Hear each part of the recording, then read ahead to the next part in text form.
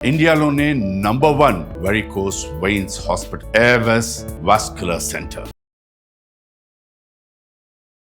నమస్తే రమగారు. నమస్తే జయ. రమగారు, మనం బట్టి విక్రమార్క కథలు చెప్పుకుంటూ ఉన్నాం. అది కూడా సింహాసనానికి సంబంధించిన స్పెషల్ స్టోరీస్ కదండి. అవును. 2 మెట్లు ఎక్కేశాడు ఆయన. తర్వాత 3వ మెట్టు ఎక్కుదామనుకొని వెళ్ళాడు. అక్కడ ఏం జరిగింది? సింహాసన ద్వాత్రింశిక 32 మెట్లు ఉన్న సింహాసనాన్ని ఎక్కబోతున్నాడు భోజ మహారాజు. 3వ రోజు ఉదయం మళ్ళీ జనాన్ని అంతా సమీకరించుకుని సింహాసనాన్ని ఎక్కబోయాడు. 2 మెట్లు ఎక్కాడు. 2 కథలు చెప్పేశాయి కదా. 3వ మెట్టు మీద కాలు పెట్టంగానే 3వ మెట్టు మీద ఉన్న సాలభంజిక ఆ ప్రతిమ చప్పట్లు జరుస్తూ పక్కపక్క నవ్వింది. ఏమంది? నీకు 2 మెట్లు ఎక్కావు, ఇన్ని కథలు విన్నావు, ఆయన సంగతులన్నీ తెలుసుకున్నావు. అతని సాహసము, అతని ధైర్యము, అతని గొప్పతనము, దాతృత్వం ఏమీ లేదు నీకు. ఏ ధైర్యంతో నువ్వు ఎక్కాలనుకుంటున్నావు? విక్రమార్కుడు పరమసాహసి. ఆయన నువ్వు విన్న కథలే కాకుండా ఇంకా ఎన్నో ఉన్నాయి సాహస గాథలు. ఏ ధైర్యంతో ఎక్కుతున్నావు అని అడిగేసరికి భోజుడు అన్నాడు, ఆయన గురించి తెలుసుకోవడానికే ఎక్కుతున్నానమ్మా. నువ్వెవరు? ఇప్పుడు నువ్వేం చెప్పబోతావు? విక్రమార్కుడి సాహసం గురించి నీకు తెలిసిన ఏ విషయం నాకు చెప్పబోతున్నావు అని అడిగేసరికి ఆ ప్రతిమ చెప్పింది. కోమలవల్లి ఆమె పేరు. 3వ సాలభంజిక పేరు కోమలవల్లి. ఆమె ఏం చెప్పిందంటే, ఇంకా నేను చెప్పే కథ ఇంకా చిత్రాతి చిత్రమైంది. ఈ రాజ్యానికి వచ్చిన తర్వాత ఈయన ఒక 4-5 నెలలు రాజ్యం చేశాక ఒక సంఘటన జరిగింది రాజ్యంలో. అదే రాజ్యంలో ఈ ఉజ్జయిని మహానగరానికిలో వేదకోవిదుడు అని ఒక బ్రాహ్మణ ఆయన ఉండేవాడు. ఆయన బాగా వేదశాస్త్రాలు చదువుకున్నాడు. వివాహమై చాలా సంవత్సరాల వరకు ఆయనకి సంతానం కలగల. ఆయన చాలా కాలం యజ్ఞాలు చేసి, హోమాలు చేసి, తపస్సు చేసి మొత్తానికి ఒక కుమారుణ్ణి కన్నారు. వాళ్ళు ఎంత చక్కటి కుమారుడో కలిగాడు. వాడు మహాముచ్చటగా ఉండేవాడు పిల్లవాడు. అయితే పిల్లాడికి 7-8 సంవత్సరాలు రాగానే చక్కగా ఉపనయనం చేయించారు. ఉపనయనం చేశాక ఈ మన ఆగస్టులో, అంటే ఇప్పుడు ఎట్లా శ్రావణ మాసంలో ఉపాకర్మ నిర్వహిస్తారు. ఆ ఉపాకర్మ అయ్యాక సముద్ర స్నానానికి తీసుకుపోతారు పిల్లల్ని. ఓకే. సముద్ర స్నానానికి పిల్లాడిని తీసుకుని సముద్రానికి వెళ్ళాడు ఆయన. అప్పటికి పిల్లవాడు ఎంత 8 ఏళ్ళు, వాడు అటు ఇటుగా 9వ ఏడు వస్తుందో ఏమో. అంత ఎత్తున సుమారుగా 8-9 ఏళ్ల పిల్లలు ఎంత ఉంటారు? చక్క చిన్న గావంచ కట్టుకుని సముద్ర స్నానానికి వెళ్ళిపోయాడు. స్నానం చేశారు. ఈయన సంధ్యావందనం చేసుకుంటుంటే పిల్లవాడికి సంధ్యావందనం పూర్తి చేయించి ఆయన చేసుకుంటున్నాడు. పిల్లాడు అటు ఇటు గంతుతున్నాడు. ఈ సముద్రంలో నుంచి ఒక పెద్ద మొసలు వచ్చి పిల్లాడిని అమాంతం గుడుక్కని మింగేసి ఒకటే పని ఇక వెళ్ళిపోయింది వెనక్కి. ఈయన కళ్ళు తెరిచి చూసేసరికి పిల్లవాడు సగపడి ఉండటం మొసల్లో నోట్లో తెలిసింది ఆయనకి. ఆయన కేకలు పెట్టాడు కానీ మొసల దగ్గరికి ఎవరు వెళ్తారు? మింగేసి పిల్లవాడితో సహా వెళ్ళిపోయింది. అది నవిలి కొరికి తినడం చూడలేదు ఈయన. అది గుటుక్కుని మింగటం చూశాడు. మింగింది. కొండ చిలువలు మింగుతాయి.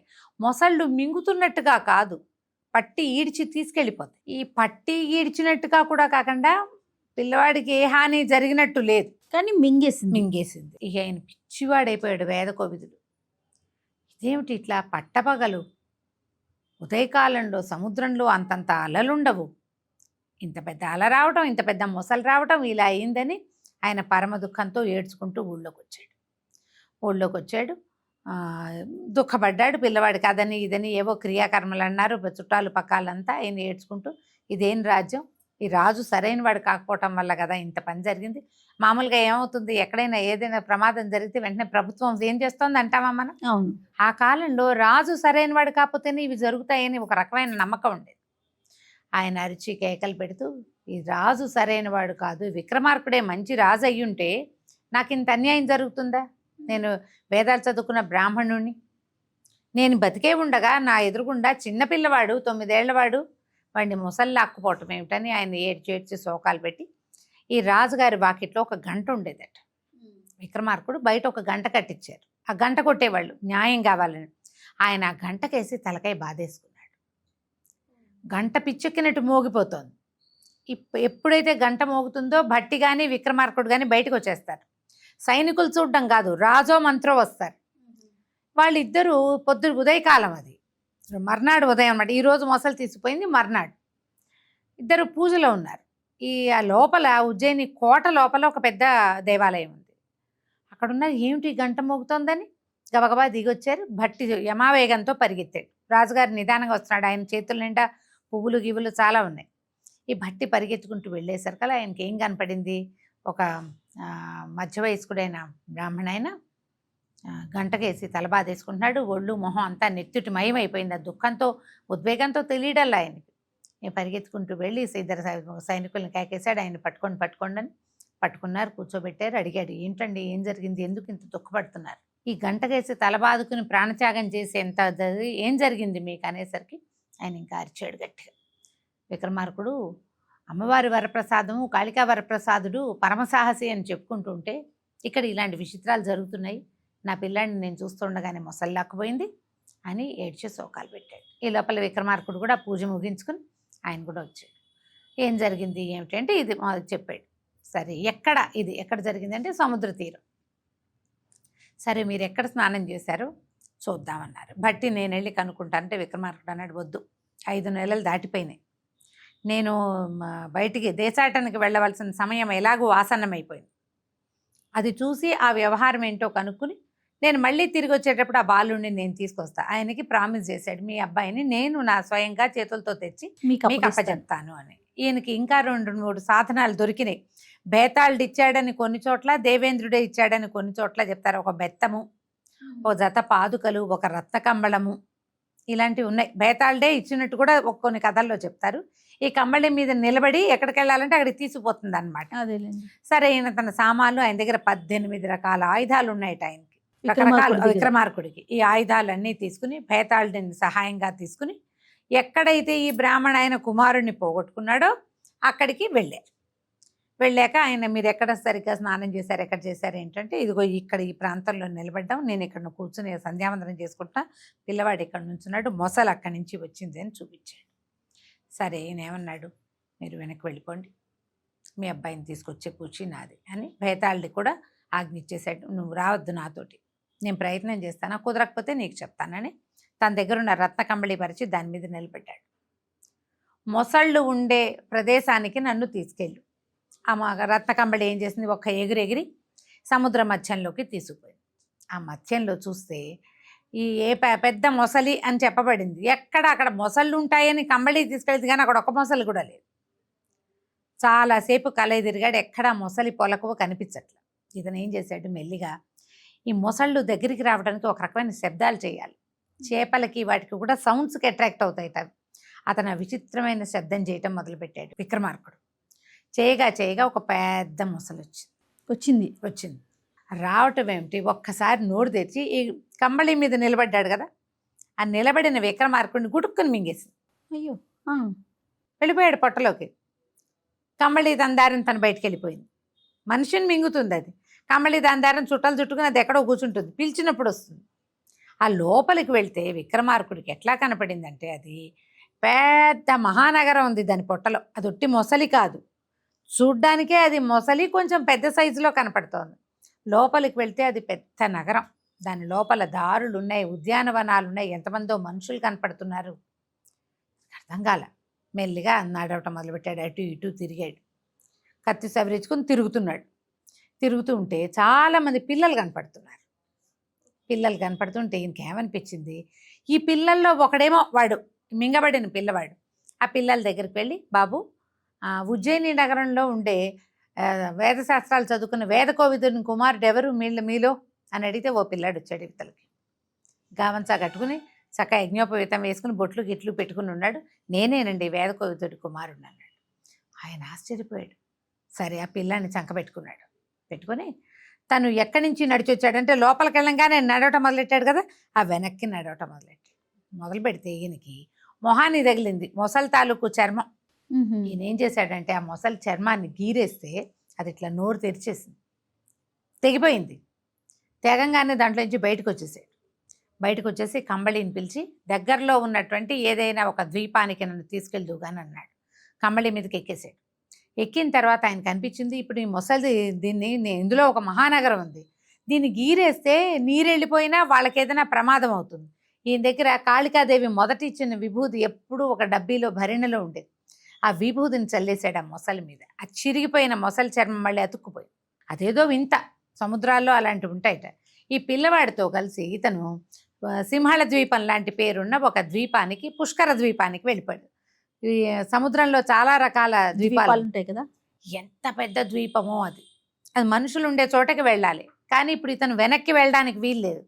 ఎందుకంటే వీళ్ళు ఏం పెట్టుకున్నారు, 6 నెలలు రాజ్యపాలన, 6 నెలలు దేశాటన. ఇప్పుడు పిల్లాన్ని పుచ్చుకొని తనతో పాటు తీసుకుపోయాడు. తీసుకెళ్ళిన తర్వాత ఏమైంది, ఆ ఊరంతా మంచి సందడిగా ఉంది. ఆ పుష్కర ద్వీపం అంతా బాగా అలంకారం చేశారు, బ్రహ్మాండంగా ఉంది. సరే జనం అంతా హడావిడిగా తిరిగేస్తారు. రకరకాల రథాలు గిదాలు, అంటే ఎట్లా వచ్చినాయి, సముద్రంలో నుంచి వచ్చినటువంటి పడవలు దిగి జనాలు రథాలు ఎక్కి ఆ రాజప్రాసాదం వైపుకి వెళ్తున్నారు. ఇతను ఒక బ్రాహ్మణ ఆయన్ని పట్టుకున్నాడు. ఏమంటే ఇక్కడ ఏమన్నా సత్రాలు ఉన్నాయా ఏమిటి, ఈ ఊళ్ళో హడావిడి ఏంటండి అంటే, ఈ పుష్కర ద్వీపానికి పరమాద్భుత చరిత్ర కలిగిన ఒక రాజుగారు ఉన్నారు. రాజుగారికి లేక ఒక సంతానం కలిగింది, హేలావతి ఆ అమ్మాయి పేరు. అసలు ఆ పిల్లని ఎంత అపురూపంగా పెంచారో, అసలు కనడమే అపురూపంగా లేక కలిగింది పిల్ల. చాలా అద్భుతమైన అందగత్తె, చాలా గొప్ప పేరు కలిగిన రాజుగారు మా రాజు. మేము ఇక్కడి నుంచి రకరకాల ఏమంటారు వాటిని, సుగంధ ద్రవ్యాలు అవి ఎగుమతి చేసే ద్వీపం ఇది. ఇప్పుడు అమ్మాయికి పెళ్లి వయసు వచ్చింది హేలావతికి. సో మా వాళ్ళు ఏం చేశారంటే స్వయంవరం చాటించారు. చాలామంది రాజులు వచ్చారు ఊళ్ళోకి. అదే ఈ సందడి. మరి ఒక రాజుగారు ఒక ఊరు నుంచి ఇంకో ఊరికి పెళ్లికి వచ్చాడంటే ఆయనతో ఎంత పెద్ద గుంపు వస్తుంది. అవును, వాళ్ళ సమూహం మళ్ళీ వీళ్ళు ఎదురెళ్ళి వాళ్ళని స్వాగతించి వాళ్ళకు ప్లేస్లో కూర్చోబెట్టడం, ఇవన్నీ జరుగుతాయి. ఈ గందరగోళంగా ఉంది బాబు, ఇది మా కథ అని చెప్పాడు. సో ఇక్కడ రాజకుమార్తె హేలావతికి స్వయంవరం చాటించబడింది. అమ్మాయి బాగుంటుందా అని అడిగాడు. ఏమోనైనా నేనైతే చూడలేదు, కానీ నా భార్య చెప్తుంది అసలు స్త్రీలలో అలాంటి వాళ్ళు ఉండరు. మా మొత్తం పుష్కర ద్వీపంలో హేలావతి అంత అందగతే ఎవరు లేరట. ఈ రాజుగారికి ఆ హేలావతిని చూద్దామనిపించింది విక్రమార్కుడు. సరే ఈయన ఏం చేశాడు, ఈ పిల్లాన్ని ఈ బ్రాహ్మణ ఆయనకి అప్పచెప్పాడు. ఆయన ఒక సత్రం యజమాని. ఆయన అడిగాడు, మీ సత్రంలో ఉంటాను నేను, నాకు వేరే వ్యవహారం ఉంది, ఆ 4-5 నెలల్లో వచ్చి తీసుకెళ్తా. ఈ పిల్లవాడిని మీ దగ్గర అట్టు పెట్టుకోండి, మీ దగ్గర ఉంచుకోండి, మీకు సరిపడా ధనం ఇస్తాను నేనని చెప్పి ఆ సత్రంలో పిల్లాడిని అప్పచెప్పాడు. ఈ పిల్లాడిని వెంబడిపెట్టుకు తిరగలేడు కదా. పిల్లాడినేమో ఆయనకు అప్పచెప్పేసి ఊళ్ళోకి వెళ్ళి ఒక మంచి రత్న కంబళి లాంటిది ఒకటి కొన్నాడు. కొని ఏం చేశాడు, ఎన్నో వజ్రాలు, రత్నాలు, నవరత్నాలు అన్నీ భేతాళుడిని తలుచుకుని తెప్పించాడు. తెప్పించి అవన్నీ ఈ కంబళి మీద పోసి ప్రదర్శన, షాపు, బిజినెస్ అన్నమాట. ఇవి వచ్చిన వాళ్ళందరూ అరే భలే ఉన్నాయే, మా ఊళ్ళో ఇలాంటివి దొరకవు అని ఒకళ్ళు రావడం మొదలుపెట్టారు. క్రమంగా ఏమైంది, ఈ రాజకుమారులు కొంతమంది వివాహం కోసం స్వయంవరానికి వచ్చారు కదా, వాళ్ళందరూ ఊళ్ళో తిరగడానికి వస్తారు. కొత్త ఊరు వెళ్తే మనం వెళ్ళమా షాపింగ్కి, ఆ షాపింగ్ కోసం వచ్చిన రాజకుమారులు అందరూ ఈ వర్తకుడి దగ్గర చేరారు. వర్తకుడు చూస్తే జగన్మోహనాకారుడు. ఈయన చాలా పెద్ద పర్సనాలిటీ, పొడుగాటివాడు, తర్వాత అందమైన వాడు, ఇన్ని నగలు. వ్యాపారస్తుల్లో చక్కటి వాళ్ళు ఉండటం కొంచెం కష్టం. ఈయన రాచకళ కనపడుతోంది, ఈయన భాష చాలా బాగుంది, రాచటీవితో ఉన్నాడు, వస్తువులు మరీ బాగున్నాయి. జనం అంతా చేరిపోయారు, హడావిడిగా నడుస్తుంది. సాయంకాలం 4:30-5 గంటల అయ్యేసరికల్లా స్వయంవరం ప్రకటించారు. ఈ మొత్తం వసతుల్లో విడుదల్లో ఎక్కడ రాజకుమారు లేరు. మొత్తం గుంపంతా ఈ వజ్రాలు, రత్నాలు, ఆభరణాలు చూస్తూ ఉండిపోయారు. ఈ సైనికులందరూ వెతుక్కుంటూ వచ్చారు. చాలామంది జనం అంతా షాపింగ్కి వెళ్ళారు. ఆ వెళ్ళిన వాళ్ళందరూ కూడా ఒకే ఒక్క వ్యాపారస్తుడి దగ్గర నిలబడి ఉన్నారు. రాజుగారికి ఆశ్చర్యం వేసి, ఇదేమిటి ఎప్పుడూ లేనిది, మనకు అట్లా ఉండదే, పైగా ఏ ఊరు వాడు వచ్చి ఇక్కడ పెట్టాడు కొత్త బిజినెస్, మనకు తెలియంది. ఆయన కూడా ఏం చేశాడు, గబుకొని ఓ రథం ఏదో వస్తుంటే ఉండరా నేను కూడా వస్తున్నాను, ఆ రథం ఎక్కి వచ్చి బజార్ వచ్చాడు. చూస్తే అక్కడ పెద్ద కంబళి పరిచి దాని నిండా రకరకాల విచిత్రమైన రత్నాలు, కెంపులు పరుచుకుని ఆ గొడుగు నీడలో నిలబడి ఉన్న విక్రమార్కుడిని చూసేసరికి ఆయనకే వ్యామోహం కలిగింది. ఎంత బాగున్నాడు, వ్యాపారస్తుడు అయిపోయాడే, లేకపోతే శుభ్రంగా ఈయనకే ఇచ్చి పెళ్లి చేసేవాళ్ళం పిల్లని అని ఆశ్చర్యపోయాడు. ఇంత బాగున్నాడు అని. సరే ఇంతలో ఏమైంది, రాజుగారు వస్తుంటే చోపుదారులు ఉంటారు చుట్టుపక్కల వాళ్ళు, ఏమిటి రాజుగారు వస్తున్నారు ఓహో అని అరిచేవాళ్ళు. వీళ్ళ కేకలు వినపడేసరికల్లా ఇవి వచ్చిన రాజకుమారులంతా అయ్యో మనకి దీనికి సమయం అయిపోయింది, పదండి మనకి స్వయంవరానికి సమయం అయిపోయిందని అందరూ స్వయంవరం మండపం వైపుకి వెళ్ళారు. వాళ్ళల్లో 2-3 ఈ విక్రమార్కుడిని నువ్వు రాబోయి సరదాగా రాజకుమారిని చూద్దు కానీ కేకేశారు, పిలిచారు. ఇతను ఏం చేశాడు, మూటంతా భేతాళుడికి అప్పచెప్పి తను కూడా పోయి ఈ గుంపుతో సహా అందరితో పాటు నడిచెళ్ళి స్వయంవరం మండపంలోకి వెళ్ళిపోయాడు. వెళ్ళేసరికల్లా మండపంలో వరుసగా కుర్చీలు వేసి ఉన్నాయి, కొంతమంది నిలబడడానికి ఉన్నాయి. సరే ఎవరి దారిని వాళ్ళు కూర్చున్నారు. ఈ లోపల రాజకుమార్తెని ప్రవేశపెట్టారు. ఆ అమ్మాయి ఇలా చూస్తోంది అందరికీ. చూస్తుంటే ఈ జనాలు కుర్చీలు దాటిన తర్వాత నిలబడిన వాళ్ళలో మహాద్భుతమైన సౌందర్యవంతుడుగా కనపడిన ఈ వ్యాపారస్తుడి వేషంలో ఉన్న విక్రమార్కుడు కనపడ్డాడు. కనిపించాడు. ఆవిడ మొహం చూసింది కానీ ఆయన వస్త్రధారణని గమనించాల. వ్యాపారస్తులకి డిఫరెంట్ వస్త్రధారణ ఉంటుంది. రాజకుమారులది వేరు, వ్యాపారస్తులది వేరు. అవును. తలపాగా కానీ నడుముకున్న దట్టి కానీ అవన్నీ వేరేగా ఉంటాయి. రాజకుమారులకి నడుముకి కత్తి వేళ్లాడాలి, దానికోసం ప్రత్యేకమైన దట్టీలు ఉంటాయి. అసలు అది చూడంగానే తెలుస్తుంది. ఈ అమ్మాయి ఏం చేసింది, 2 సార్లు 3 సార్లు చూస్తే మొహమే కనపడుతోంది. ఇక దండ ఇచ్చారు, రాజకుమారుల పేర్లు చెప్తూనే ఉన్నారు. ఆవిడ వినిపించుకోలేదు, దబా స్పీడ్గా నడుచుకుంటూ వెళ్ళి ఆ ఏ ముఖం తన్ని ఆకర్షించిందో ఆయన మెడలో దండేసింది. దండేసరికల్ అందరు కేకలు పెట్టారు, అయ్యో వ్యాపారి వ్యాపారి వ్యాపారిని వరించింది రాజకుమార్తె అన్నారు. ఈవిడ దండేసి సిగ్గుగా గబగబా నడుచుకుంటూ వెళ్ళిపోయింది. జనాలంతా తేరుకునేసరికి రాజకుమార్తె ఏమో అంతఃపురం వైపుకి వెళ్ళిపోయింది. ఇక్కడ వ్యాపారస్తుడి మెడలో ఏమో స్వయంవర మాల పడిపోయింది, వరమాల. అందరూ అరిచి కేకలు పెట్టారు, ఇంతమందిని పిలిచారు క్షత్రియుల్ని, వ్యాపారస్తుడికి ఇచ్చి పెళ్లి చేసేటది మీ పెళ్లి మీరే చేసుకోవచ్చుగా, మమ్మల్ని ఎందుకు పిలిచినట్టు అని చెప్పి అందరూ అరిచొచ్చి కేకలు పెట్టారు. రాజుగారు కూడా సవరించాడు, ఇంకేం చేయాలో తెలియలే. సరే, ఆ మంత్రి సామంతులు సైన్యాధిపతులు ఉంటారు కదా, వాళ్ళందరూ ఈ రాజులందరినీ సమాధానపరుస్తుండగా రాజుగారు పరిగెత్తుకుంటూ కూతురు వెనకాల వెళ్ళాడు. అమ్మాయి ఇంత పని చేసావేమిటమ్మా, వ్యాపారస్తుడి మెడలో దండేసావు అనేసరికల్లా అమ్మాయి ఏంది, ఏమో నాన్న, నాకు అతనే ఆకర్షణీయంగా కనపడ్డాడు, పైగా ఆయన ఏదో రాజఠీవి ఉంది నాన్న ఆయన మొహంలో, ఆయన వ్యాపారస్తుడిగా తోచల.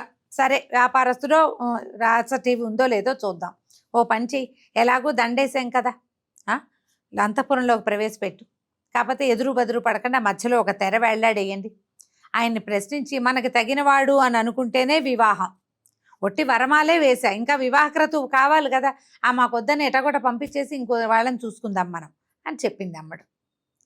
చెప్పింది కానీ తండ్రిని సంతోషపెట్టడానికి ఆ వాక్యాలు చెప్పింది. తనకు మనసులో ఆమెకు మాత్రం ఆయనే నచ్చాడు. మరి కన్యావరైతే రూపం అన్నారు కదా, నేను ఎందుకు భరించాను అని మనసు లోపల ఉంది.